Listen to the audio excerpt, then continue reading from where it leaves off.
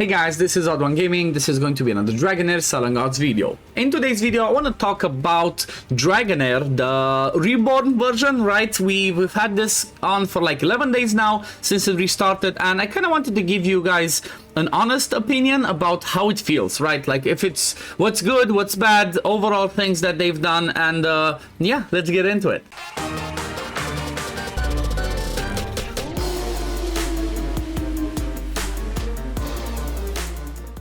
So the game has been feeling pretty amazing. I'm not going to lie. Now a little bit of, you know, maybe some of my reactions, some of my reasons might be a little bit biased. Okay, I want to throw that out from the beginning because Dragonheir Selling Gods was always my favorite game, right? I played Raid for 5 years. I played some other games up until Godforge is gonna go global, which I'm loving the alpha right now. If you want to see some Godforge stuff, make sure go check them out the channel because it's you know, I'm really having fun with the alpha.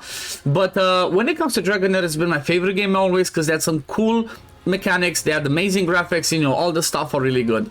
And I do believe with the Reborn, with the stuff that they have done, it has become a lot better. Like after the 1 year roller coaster of like the hot mess of, you know, closing from US, rerunning the same server, you know, season 4 for like 3-4 times, it's definitely been a pain in the backside. However, I do think that they came back stronger than ever. There's so many more things, there's so much more generous, there's so many quality of life that it's just mind-blowing. So I'm gonna try and cover most of these things from my point of view, and I guess let's start with the Vortex, right? Let's start with the Vortex since we're here.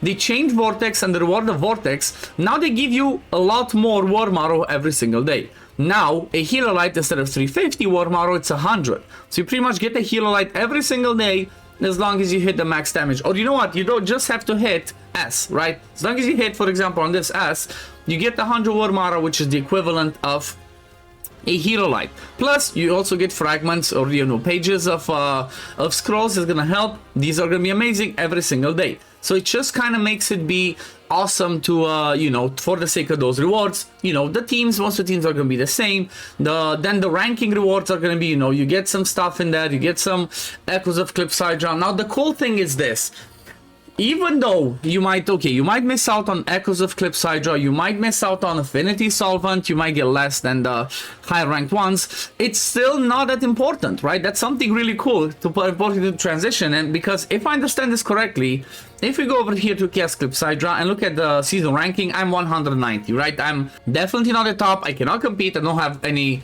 exclusive ones. However, it's not gonna break the game for me that much, because if we look at the reward preview, they kind of have it split into 3 phases, right? It's a massive difference. So for example, phase 1, if you just finish in the top, you get, you know, Master Scrolls, you get Scholar Scrolls, or you can get, you know, for 14 days this fancy looking mount. You're not going to miss out that much, right? Maybe you cannot play it. Maybe you cannot compete. For example, I'm just going to get here. You're just going to be missing out on some scrolls. This one ends in 10 days and 18 hours, right? So the first phase ends in 10 days and 18 hours, and that's going to be the settlement, if I understand correctly.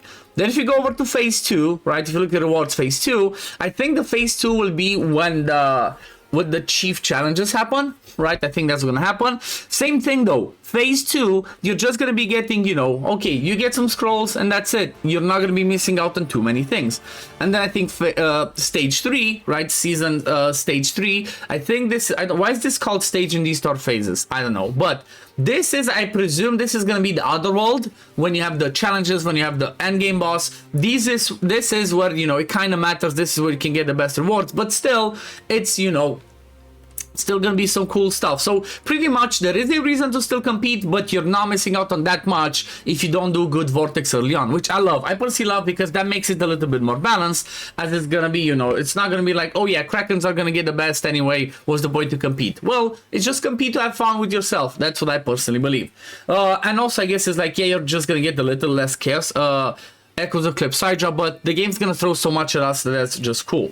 Now let's jump in some quality of life things. Number one thing that I love, right? Number one thing that I love is the hero resonance. This is mind-blowing. This is the best thing possible ever. Insane.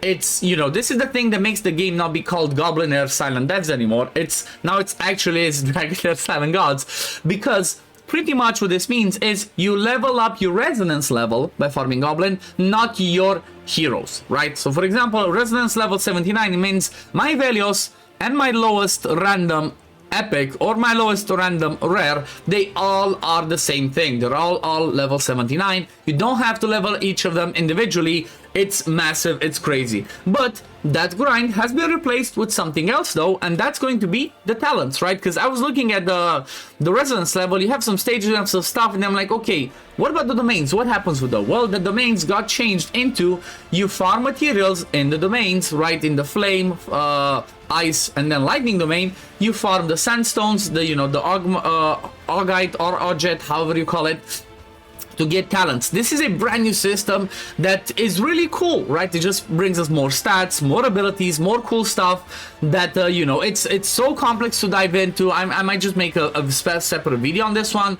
try and show some examples, but this talent system is amazing because kind of give you a reason to, you know, still farm something, the domains in the background, to be able to just give your characters the what's it called, the talents. And let's say for example you chose a talent that you didn't like and you want to change it, right? Let's say I went over here, I'm like, oh, I don't like this, let me change it, let me just level, let me just look at somebody that has more. Okay, there we go. So let's say I chose this one and this one. I'm like, oh, I really want to go with the top one. You just come, what's it called? You just go and click over here to reset. Just cost 10,000 gold. You're not missing that much. So it's a really cool system. The talent system is really amazing. Then what else? What else? There's the way that you look at the dungeons is going to be over here in the adventure. You have it split into 3. Adventure, where you have the Famiander, where you can push when it opens. Then you have realm-wide arena, which is again an arena mode that you can fight anybody in everywhere. I don't think this is just your server. This is a really cool one. Obviously normal arena. Then this is a new game mode, roguelike, right? Ancestral Ruins. You go in there, you fight difficulty, get certain rewards, and you know, through these ones you can go to the like once you hit all of them, see, these are rewards you can get every single week, which, you know what, it's more free stuff and something fun to play with. Then what else? We have a key area. Outline Rifts are the same thing. However, the Outline Rifts rewards are a lot better, right? If you do the top one, it's gonna give you a ton of these. Then we also have the Crimson Coin, which is you collect these just by going around the map, doing story, collecting stuff, and then they are part of a shop that you can get some more resources. Even the shops have been rewarded.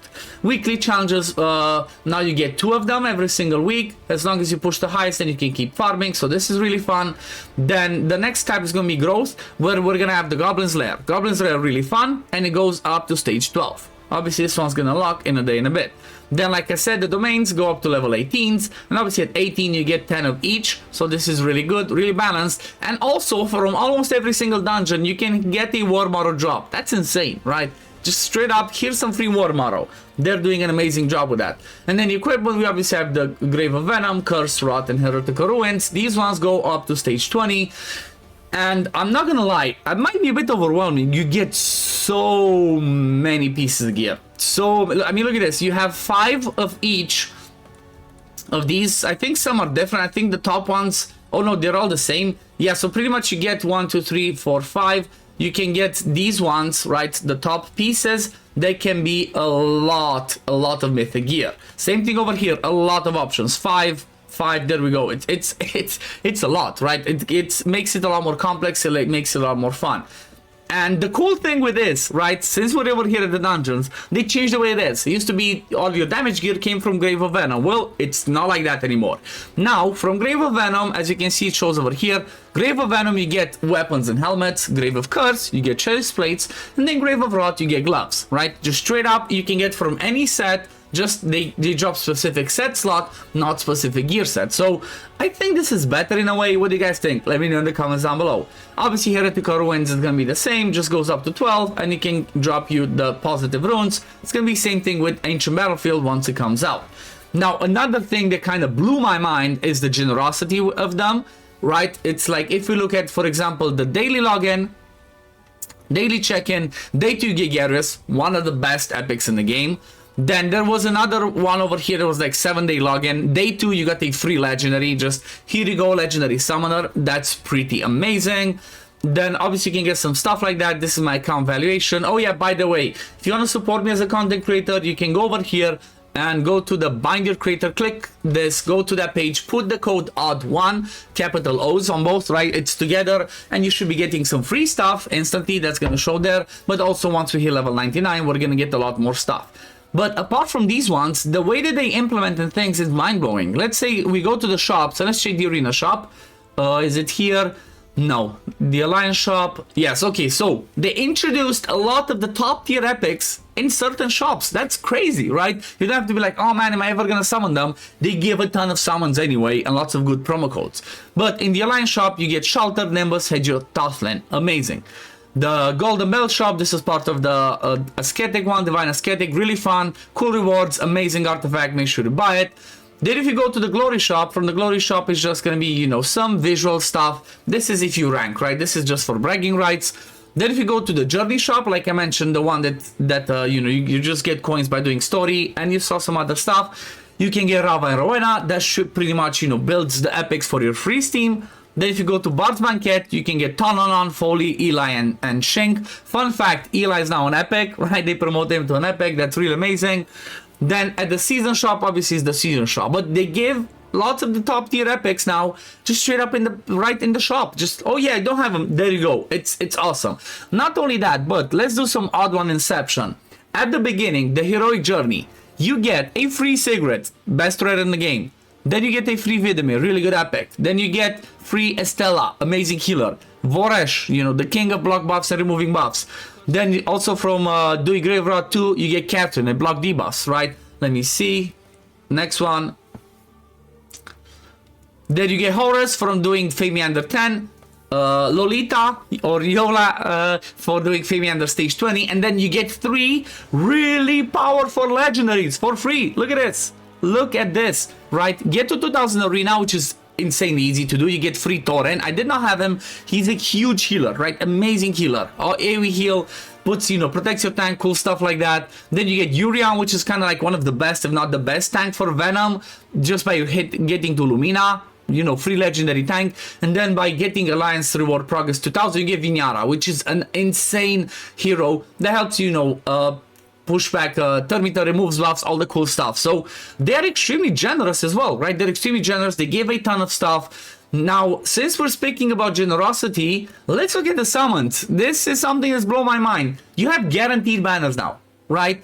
First banner that we got in the game was the ice and the crosses. Pretty much it's a banner with the specific elements. So for example, we see now we have the lightning and we have the rally. So what you can get from here are these ones only, right? Just these ones, which are obviously going to be all the lightning and all the radiance ones when it comes to, at least when it comes to, you know, the legendaries, and then some specific epics.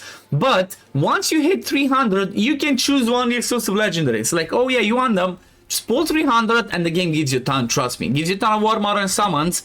You can just be like, oh yeah, you hit 300, boom, here's a free legendary. You might pull one of the exclusive on the way to 300, and then you just can choose the same one to get the exclusive artifact. This is mind-blowing.